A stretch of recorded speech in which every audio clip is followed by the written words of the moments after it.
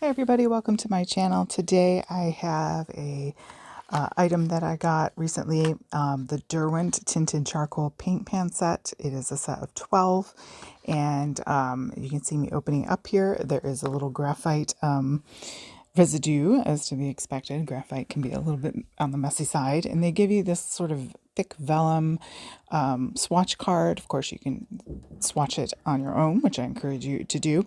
They do give you this travel water brush, but when you take out the little plug and put it together, it doesn't fit in the well there. So you would have to take it apart, empty out the water, and travel with it in halves if you want that to fit. And of course, there's the little sponge there to dab off if you're on the go. Of course, I'm using paper towel now, but if I were out and about, I would use that. The swatch card, the colors I'm going here were the first one in order: dark moss, forest pine, driftwood, mountain blue is that lovely teal there.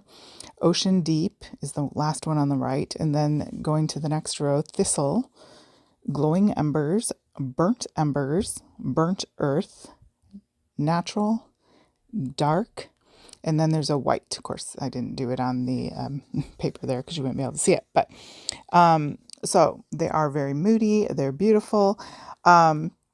I do have, and I bring them out in a little bit, the Kuretake graphite color set of 6.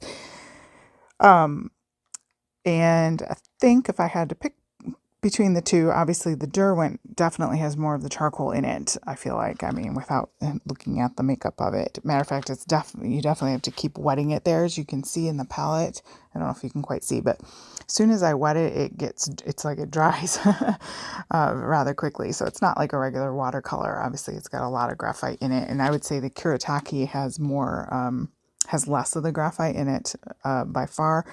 But so it's all depending on what you're going for there. So I thought I'd just paint a quick little moody landscape just to try it out. And I grabbed one of my graphite pencils there, and just to kind of draw in some sticks and some foresty things, sort of like an abandoned old forest.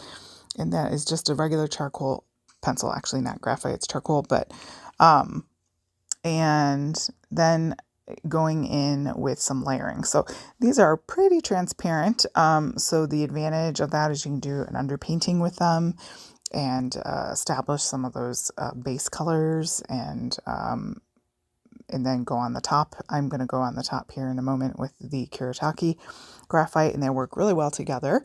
And then, so I found the layering of it to be a little troublesome for me and the style that I do, but definitely like a line and wash, they would be great. So, I mean, I still think they're a great product and they're a great price. So if that's something you're interested in trying, I mean, they are all very dark. So if you're used to working with brighter colors, maybe that's not the thing for you.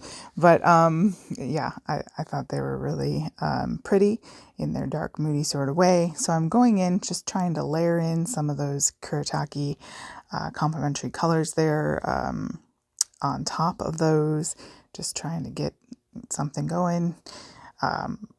And yeah, I would recommend using them together. You can check out links below. I will try to link all the products I can find used in here the best I can, and if you can check out my website and all that good stuff.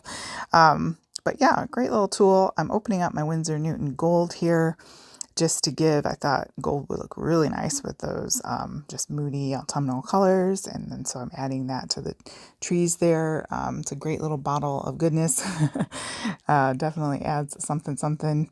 Got to get some splatters in there, of course. And that's that, but great little set. I don't know if you were on the fence about trying that. Hopefully that helps you to kind of see that opened up. Thanks so much for joining me. I hope you check things out in the description below. I hope you have a great day.